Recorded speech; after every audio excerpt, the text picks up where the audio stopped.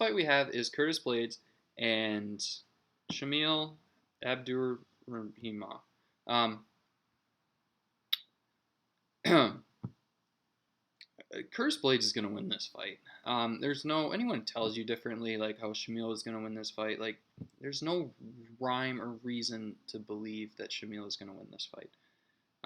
Blaydes is a pure wrestler in the heavyweight division, which the heavyweight division has not really seen a pure wrestler like that for a while. Just pondering why. Maybe wrestling's a real taxing style, and the heavyweights are not. They can't go 3 rounds like that because it's just physics. For whatever reason, Curtis Blaydes is a wrestler, and he wants to get in there first round. He's gonna throw some feints, maybe mix in like a leg kick or something. But he's not gonna try to hurt you in the first round. He wants to lay. He wants to take you down and lay on top of you, and he's good at it. He's from Chicago. I think he must have some sort of pedigree, like Division I pedigree in wrestling, and he's good. That is his goal. And he, as I said in the first round, he's not serious about striking you. But my concern is the Mark Hunt fight. Mark Hunt, when he was on his feet, was a serious threat to knock Blaydes out. And he almost did. And it was one of those fights where, like, the crowd cheers when Mark Hunt's on his feet because they know something could happen.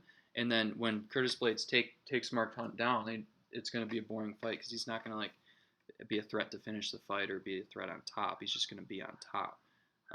And it did play out like that. I forget if it was a 2-1 decision or a 3-0 decision, but Blaydes won that fight. But he gets hit. He gets hit a lot, especially in that fight. The next fight, he fought Alistair Overeem.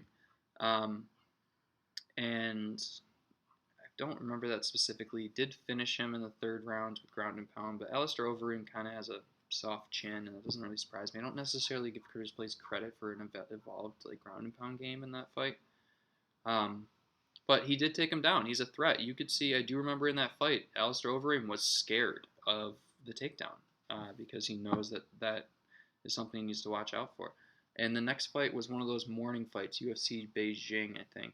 And I remember watching it in the morning and thinking, like, oh, this is awesome. Like, I didn't stay up and watch it at 3 a.m. like I did the Shenzhen fight, which I'm so happy I did because that card was awesome. But I did watch the UFC Beijing fight, and I did not expect Curtis Blaydes to lose that fight.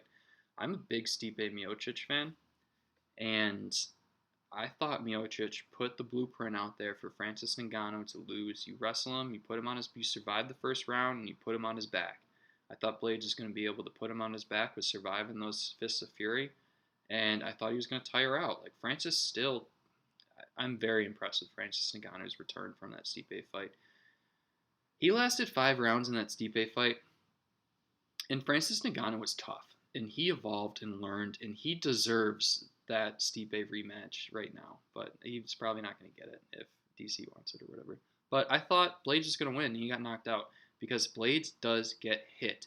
I think he's a college wrestler evolving into mixed martial arts. The heavyweight division is shallow, and he is a player, a big-time player at heavyweight. He's going to get a title shot. I wouldn't be surprised if he get a title shot in the next 2 years.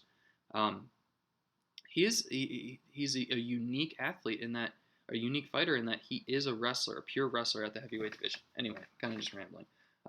Very surprised that he lost to Francis Ngannou, but after hindsight, maybe I shouldn't have been. But he got hit. He got knocked out. Justin Willis sucks. He ragdolled Justin Willis for 3 rounds because Justin Willis sucks. I don't really have anything else to say to that. Now, he's fighting Shamil. Shamil, he lost to Derek Lewis in the 4th round. And he knocked out Chase. Did he knock him? Yeah, he knocked out Chase Sherman, but Chase Sherman isn't good. He had a really boring affair with Andrei Arlovski, and he had an impressive performance with Marcin Tybura. I just wanted to pass on this fight. I didn't think that there was any sort of value on this fight whatsoever until all of a sudden I saw the line was at plus 385, and I thought to myself, you have 2 heavyweights, one's a lefty. Curtis Blaydes gets hit a lot. Shamil's cardio is not great. He's older. I didn't want to bet. What's that like I was out and they pulled me back in. But like 385 plus 385, I'm taking a shot. Like Shamil he has a wrestling pedigree. He can stop the takedown. What if he lands on top for a round? What if he KOs him in the second round? What if he KOs him in the first round? This is heavyweights we're talking about, and I don't think that betting Shamil at plus 385 is a bad bet whatsoever.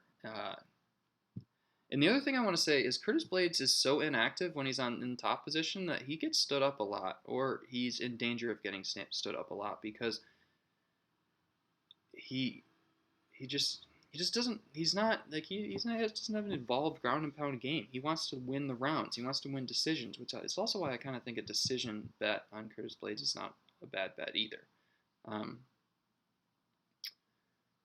But plus 385, I can't pass that up. It's two heavyweights. Any two heavyweights plus 385. It's like betting a baseball game or something. Like plus 385, one team's gonna win or lose. You have to take that. You have to do it. I don't want to, but I'm probably gonna lose. But you have to take that bet.